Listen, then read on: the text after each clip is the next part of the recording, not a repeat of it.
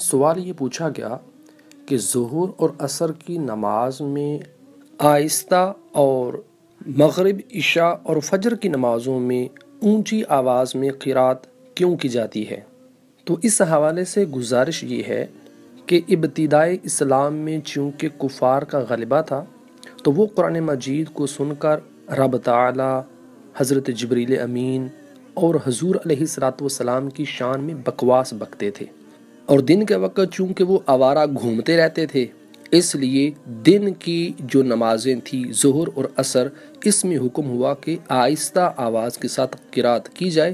تاکہ نہ وہ قرات سنیں اور نہ وہ بکواس بکیں، جبکہ مغرب کے وقت وہ کھانے میں مشغول ہوتے تھے،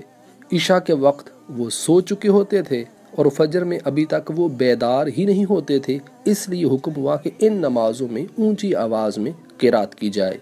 چنانچہ اللہ تبارک و تعالی قرآن پاک میں ارشاد فرماتا ہے وَلَا تَجْهَرْ بِصَلَاتِكَ وَلَا تُخَافِتْ بِهَا، یعنی اور اپنی نماز میں نہ آواز زیادہ بلند کرو اور نہ بالکل آہستہ کر دو۔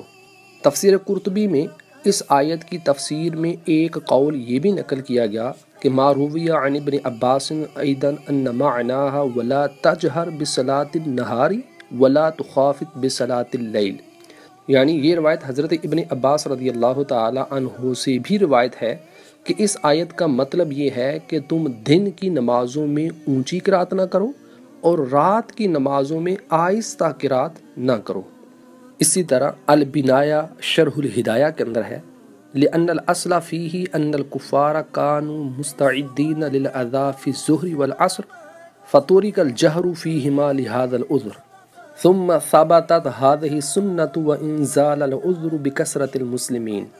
یعنی اس میں اصل یہ ہے کہ کفار ظہر اور عصر کی نماز میں مسلمانوں کو تکلیف پہنچانے کے لیے تیار رہتے تھے، لہٰذا ان دو نمازوں میں جہر کے ساتھ قرات کرنے کو چھوڑ دیا گیا اس عذر کی وجہ سے، اور پھر بعد میں مسلمانوں کی تعداد زیادہ ہو جانے کی وجہ سے اگرچہ یہ عذر ختم ہو چکا تھا لیکن یہ انداز اور طریقہ پھر بھی جاری و ساری رہا۔ ھذا ما ظہر لی واللہ ورسولہ اعلم بالصواب۔